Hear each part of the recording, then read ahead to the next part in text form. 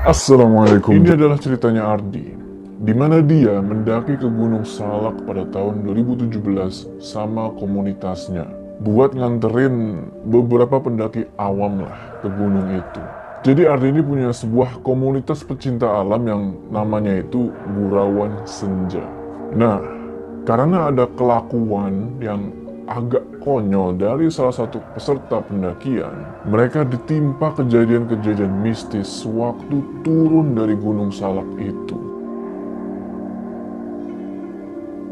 Suatu hari di bulan Oktober 2017, ada beberapa mahasiswa dari salah satu universitas di Bogor yang mau mendaki ke Gunung Salak. Dan kebetulan, ketua komunitasnya Ardi adalah mahasiswa di universitas yang sama. Jadi, yang mau ngedaki ke Gunung Salak itu minta bantuan buat dipandu sama komunitasnya Ardi dan teman-temannya. Peserta dari universitas itu berjumlah kurang lebih 11 orang, yaitu 6 cewek. Ada Ayu, Eneng, Ai, Desi, Nina, dan Sarah. Sisanya 5 cowok ada Alam, Ilham, Kiki, Rahman, dan Farhan. Sisanya adalah para panitia, yaitu Ardi dan teman-temannya. Awalnya, Ardi dan yang lainnya agak kurang yakin buat ikut nganter para mahasiswa itu. Tapi, karena mahasiswa-mahasiswa tersebut adalah teman-teman ketua komunitasnya Ardi, ya udah, berangkatlah mereka hari Sabtu ke Gunung Salak itu. Di hari Jumatnya, Ardi nanya ke para peserta tersebut, khususnya yang cewek-cewek. Ditanya sama Ardi, kalian yang cewek, ada yang lagi haid gak? Dan ternyata ada satu orang yang lagi haid. Sebut aja namanya Nina. Ardi terus mikir, ya udahlah nggak apa-apa, cuman satu orang ini. Singkat cerita, hari Sabtu mereka semua berangkat ke lokasi pendakian Gunung Salak. Dan sampai di sana itu sekitar jam 8 pagi. Oh ya, mereka ini naik lewat jalur Cimelati. Mereka sempat singgah sebentar di tempat kediamannya si Abah, atau Kuncen Gunung Salak. Istirahat sebentar sambil packing ulang dan segala macam. Setelah semua udah siap, pada jam setengah 9, dimulailah pendakian. Karena waktu itu jalur pendakian via Cimelati belum resmi, mereka semua langsung naik aja nggak pakai ngurus simaksi dulu. Dari tempatnya si Abah, mereka terus mendaki. Dan sampai di pos 3 itu sekitar jam setengah 12 siang. Semua masih baik-baik aja tuh. Mereka pun istirahat dulu sambil nunggu zuhur. Mereka ngopi, ngerokok, terus sholat pas waktu zuhur udah masuk. Pas di pos 3 itu, salah satu peserta yang namanya Ilham ketemu sama teman-temannya yang kebetulan mendaki juga ke Gunung Salak itu. Alhasil dia mutusin buat ngikut sama teman-temannya itu. Jadi peserta mahasiswa itu sekarang tersisa 10 orang. Sekitar jam setengah 1 siang, mereka pun melanjutin pendakian. Dari pos 3 ke pos 4 ini, Ardi ngerasa kok kayak jauh banget. Mungkin dia kecapean kali. Mereka baru sampai di pos 4 itu jam 3 sore, 2 jam setengah. Padahal menurut Ardi, paling lama itu 1 jam setengah. Ya udah, di situ dia cuma bisa positive thinking. Di pos 4 itu, mereka istirahat lagi karena para peserta pada kecapean. Dan maklum, mereka kan bawa cewek-cewek nih. Si Ai, Sarah, dan Nina belum pernah naik gunung sebelumnya. Setelah istirahat sekitar 15 menit, mereka pun melanjutin perjalanan. Di sini, pendakian mulai mencekam. Di tengah-tengah perjalanan dari pos 4 ke pos 5, hujan turun. Deras banget. Sontak mereka semua sibuk pakai ponco. Mau istirahat dan neduh, gak ada tempat landai. Trek waktu itu udah terjal. Ditambah hujan, otomatis jadi licin. Dan juga sebelah kanan itu jurang. Mereka harus hati-hati betul di situ. Setelah semuanya udah pada pakai ponco, mereka pun lanjut jalan ke pos 5. Mereka baru sampai di pos 5 itu sekitar jam setengah 5 sore. Istirahat sebentar sambil nunggu hujan reda. Setelah udah agak redaan, mereka pun melanjutin perjalanan. Di tengah-tengah perjalanan ke pos 6, tiba-tiba Sarah nangis. Pas dilihat, ternyata kakinya kram. Akhirnya mau nggak mau, mereka berhenti dulu. Nggak bisa ngelanjutin perjalanan. Mereka harus nunggu kakinya Sarah agak mendingan dulu. Hujan yang tadinya udah reda, sekarang turun lagi. Dan yang parahnya, udah mau masuk waktu maghrib. Mereka masih di tengah-tengah hutan. Ditambah, menurut informasi, jalur dari pos 5 ke puncak itu adalah jalur macan kumbang. Setelah beberapa saat nunggu, akhirnya kaki si Sarah udah mendingan dan udah bisa dipakai jalan lagi. Lalu mereka pun ngelanjutin pendakian. Hari udah gelap dan sekarang udah masuk waktu maghrib. Namun, mereka belum juga sampai ke pos 6. Dan tiba-tiba, Nina yang lagi haid menggigil kedinginan. Karena takut Nina ini kena hipotermia, teman-teman yang lain langsung bergegas buat bikin Nina anget. Beberapa temen cewek langsung meluk Nina, dan sebagian lainnya masak air anget. Di situ Ardi agak takut juga secara udah malam dan masih di tengah-tengah jalur. Dan Nina juga jadi agak aneh. Dia sekarang lebih banyak diem. Karena takut ada apa-apa, ketua rombongan nyuruh Ardi buat ngejagain Nina dan jalan paling depan sekalian jadi navigator atau penunjuk jalan. Setelah Nina agak mendingan, mereka jalan lagi tuh. Dan waktu itu udah jam 7 malam. Jalan, pas di depan ada belokan nih. Pas Ardi mau belok, anehnya si Nina ini malah jalan terus. Padahal kalau lurus itu jurang. Sontak Ardi langsung tarik dia sambil mikir, nih anak kenapa? Terus lanjut jalan. Nah, pas ketemu belokan lagi, iya, seperti yang kalian bisa duga, dia bukannya belok, si Nina bukannya belok, dia malah lurus lagi. Jadi kayak ada yang nuntun dia buat jalan lurus, atau lebih tepatnya, ada yang ngarahin dia ke arah jurang. Ardi terus narik Nina lagi dan dia curiga di situ. Lalu dia mutusin buat cerita tentang hal itu ke ketua rombongan. Akhirnya, ketua rombongan mutusin buat ikut jalan sama Ardi sama Nina. Peserta-peserta yang lain yang ada di belakang dijaga sama panitia lain. Lanjut tuh, mereka bertiga jalan duluan. Yang aneh lagi di sini, Nina kayak nggak ada capek-capeknya. Ardi aja udah capek, ngap, karena jalur yang terjal dan jalan nggak berhenti-berhenti. Sontak Ardi nanya, "Teh, capek nggak?" Nina nggak ngomong apa-apa di situ. Dia cuman geleng-geleng aja. Singkat cerita, mereka bertiga udah ngelewatin pos 6, yaitu pos terakhir sebelum puncak. Terus jalan, tiba-tiba, tek, pas di depan kubangan air. Jadi kan Gunung Salak itu termasuk gunung yang agak lembab ya. Karena curah hujannya itu lumayan tinggi dan otomatis banyak kubangan air di situ. Ya, di depan kubangan air itu, si Nina ini diem. Diam aja. Ardi terus ngajak si Nina jalan lagi tuh. Jalan-jalan terus, gak lama kemudian, ketemu kubangan air lagi. Dan tek, si Nina diem lagi begini.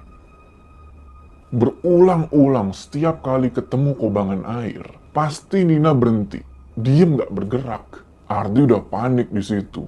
Ketua rombongan udah mulai baca-baca doa. Nina pun diajak jalan lagi dan gak lama kemudian, sampailah mereka bertiga di puncak Gunung Salak sekitar jam 8 lewat. Dan pas sampai di makam Raden Hasan, jadi di puncak Gunung Salak itu ada makamnya. Nah, pas sampai di makam itu, Nina udah normal lagi. Udah kayak biasa lagi, cuman dia lemes di situ. Ingat sama Ilham yang misah pas di awal-awal tadi? Nah, mereka bertiga ketemu lagi nih sama si Ilham. Nina pun dititipin dulu di tendanya si Ilham. Sedangkan Ardi sama ketua rombongan ngedirin tenda. Oh iya, waktu itu masih agak gerimis lah. Sekitar jam 9-an, datang tuh peserta-peserta yang lain. Di situ mereka langsung ngedirin tenda dan tidur. Nggak pakai makan, ngopi dulu atau segala macem, langsung tidur aja udah. Ya gue juga pasti begitu karena nggak kebayang. Gunung Salak itu treknya terjal, ditambah apalagi kalau hujan, pasti mereka kecapean.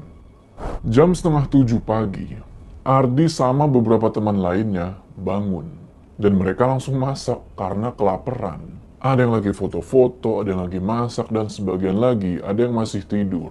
Pas Ardi lagi asik-asik ngopi nih, tiba-tiba salah satu peserta dari universitas itu nyamperin dia, namanya Alam. Terus dia nanya, "Bang, itu yang di sana makam bukan?" Ardi jawab, "Iya, itu makam. Emang kenapa?" Lu mau tahu apa jawaban Alam? "Semalam saya kencing di situ." Tek, sontak Ardi langsung diem 1000 bahasa. Bingung mau ngomong apa. Dia cuma berharap semoga nggak kejadian apa-apa. Setelah semua kegiatan di puncak itu selesai, udah beres foto-foto, makan-makan, dan segala macem, akhirnya mereka mutusin buat turun sekitar jam 10 pagi. Oh iya, si Ilham udah gabung lagi sama Ardi dan yang lainnya. Ingat sama apa yang udah dilakuin Alam kan? Nah, konsekuensi dari apa yang udah dia lakuin pun datang. Dari puncak sampai ke pos 6, masih aman-aman aja. Di pos 6 itu, Ardi mutusin buat turun belakangan sama 2 orang temennya, yaitu Agus dan Fuad. Biasa, sambil ngabisin rokok katanya. Sedangkan peserta-peserta yang lain jalan duluan sambil dijagain sama panitia-panitia yang lain. Pikir Ardi, nanti juga kesusul lagi. Secara dia udah biasa, kalau turun gunung itu, dia pasti lari. Pas lagi ngerokok gitu, tiba-tiba dia ngedenger suara kayak orang yang mau muntah. Nih maaf ya, kayak gitu dari arah turun. Dan dia juga denger temennya manggil dia dari bawah. Sontak Ardi sama 2 orang temennya itu turun kan buat ngeliat ada apaan sih. Ternyata si Alam kesurupan. Nggak tahu kesurupan apa, tapi yang pasti dia itu menggeram-geram terus kayak orang yang marah. Yang lainnya pada panik dan ngandelin Ardi buat nyembuhin Alam. Secara Ardi ini dari pesantren. Padahal dia juga nggak ngerti mesti ngapain. Ngadepin orang kesurupan aja belum pernah sebelumnya. Yang dia inget cuman satu bacaan buat ngusir setan. Dan dibacainlah ke Alam. Alhamdulillah, Alam langsung sadar dan dia lemes. Karena kondisi kayak gitu, akhirnya mereka mutusin buat istirahat. Setelah suasana udah kondusif, mereka pun melanjutin turun. Sehabis kejadian itu, tiba-tiba Ardi turun tuh berasa berat. Carrier yang dia gendong pun ikut berasa berat. Padahal isinya cuma dikit. Bukan cuma dia, 2 temennya juga sih, Agus sama Fuad itu ikut-ikutan berat. Posisi mereka bertiga masih di paling belakang kayak tadi. Nggak lama kemudian, turun kabut. Tapi kabutnya ini aneh. Kabutnya tuh agak gelap. Kan biasanya kabut tuh putih ya. Dan bener aja, Alam udah kesurupan lagi. Sama kayak yang tadi, dia menggeram-geram. Cuman kali ini, setiap udah berhasil dikeluarin itu demit, masuk lagi yang lain. Terus berulang-ulang, dikeluarin satu, masuk lagi yang lain. Dikeluarin satu, masuk lagi. Sampai ada satu demit masuk, bilang, "Goblok kalian, saya lagi diam disenggol." "Iya pak, maaf kalau kita salah. Keluar ya, kasihan ini anak." "Pokoknya, anak ini nggak akan saya kasih pulang." Ngedenger itu, Ardi langsung panik. Takut Alam ini nggak bisa pulang. Yang cewek-cewek udah pada nangis aja sambil baca ayat kursi. Ardi udah coba buat ngeluarin demit yang satu itu, cuman nggak bisa-bisa.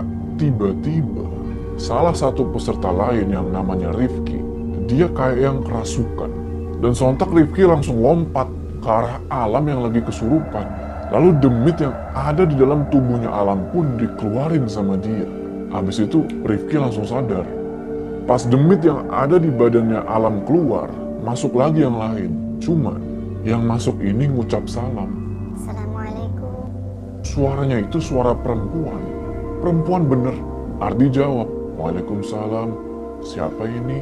Sosok yang ada di dalamnya Alam bilang, "Saya Nyai Dwi Anjani. Maafin ya, itu yang tadi teh suami saya." Ternyata sosok ini gak aneh-aneh. Dia malah minta maaf. Ardi bilang, "Iya gak apa-apa, keluar ya, kasihan dia." Dan sosok yang bilang kalau dia itu Nyai Dwi Anjani pun keluar dengan sendirinya. Namun, kalian pikir udah selesai? Belum. Masuk lagi yang lain. Terus Alam menggeram lagi.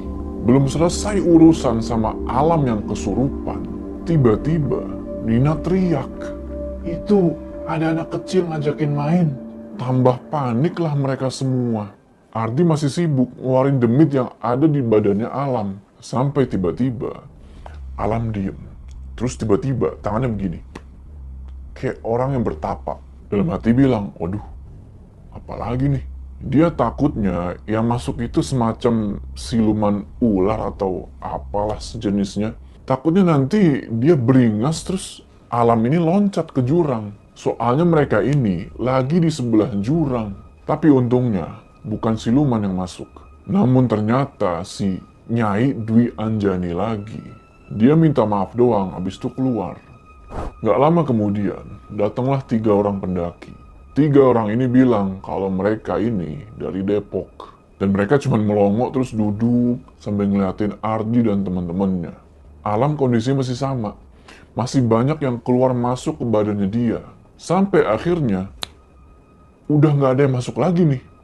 Tiba-tiba salah satu peserta yang namanya Ai mendadak ngomong dengan nada yang marah. "Jangan diam di sini, langsung turun ke bawah." Dengar gitu, Ardi dan yang lainnya mutusin buat turun secepat mungkin. Dia langsung ngedirin Alam yang masih lemes dan mereka semua pun turun. Tasnya Alam dibawain sama salah satu pendaki asal Depok tersebut. Ardi terus nyuruh Ilham buat ngajak ngobrol Alam supaya nggak bengong. Singkat cerita, pas sampai di pos 4, ternyata udah jam setengah 6 sore. Dan mereka berdoa sejenak di situ. Selesai doa, mereka langsung lanjut turun, nggak pakai istirahat lagi. Ardi ngomong sama temennya, sebut aja si Penoy, buat baca sholawat, dan temennya itu ngangguk. Lanjut jalan dan mereka sampai di pos 3 itu jam 6:15 petang. Alhamdulillah, udah nggak ada hambatan lagi. Di pos 3 itu agak tenang, karena banyak pendaki lain. Dan 3 orang pendaki asal Depok itu mutusin buat jalan duluan karena kata mereka besok harus kerja. Sekitar jam 7, mereka langsung lanjut turun lagi. Karena Ardi keinget sama omongan Ai tadi. Ardi turun sambil terus baca sholawat nggak berhenti-berhenti. Sampai di pos 2, aman. Karena dia pikir udah bener-bener aman, dia berhenti tuh baca sholawat. Jalan lagi sampai pos 1, aman. Untungnya, teman-teman Ardi yang lain itu pada humoris semua. Jadi, suasana yang awalnya menyeramkan, sekarang asik lagi. Tapi ternyata pas udah di ujung hutan, si Alam kesurupan lagi. Lalu ketua rombongan pergi ke rumah si Abah. Dan dia dikasih semacam panglei. Panglei itu terus dikunyah dan disemburlah ke Alam. Dan alhamdulillah, Alam sembuh. Singkat cerita, mereka lanjut jalan sampai ke rumahnya Abah dengan selamat. Dan mereka semua cerita tentang kejadian yang mereka udah alami di atas. Alam bilang, sebelum dia kesurupan pertama kali, dari pos 6 ke pos 5 itu, dia ngeliat ada tenda warna putih dan satu pendaki cowok di situ. Pendaki itu nanya ke Alam, "Bang, puncak berapa menit lagi?" Alam jawab, "Oh, puncak 5 menit lagi." Setelah ngomong gitu, langsung hilang udah. Nah, kalau si Nina, pas lagi naik tuh, yang setiap ada belokan dia malah lurus, dia bilang, kalau dia ini dibawa sama kuntilanak yang doyan diem di air. Pantes, di setiap ada kubangan, Nina selalu diem. Abah juga cerita nih, kalau pas Ardi dan yang lainnya itu di puncak, ada yang gedor-gedor jendela rumahnya beliau jam 2 malam. Si Abah bilang kalau itu yang gedor-gedor adalah jin dari Gunung Salak. Dan jin itu bilang, "Tuh anak di atas pada lancang,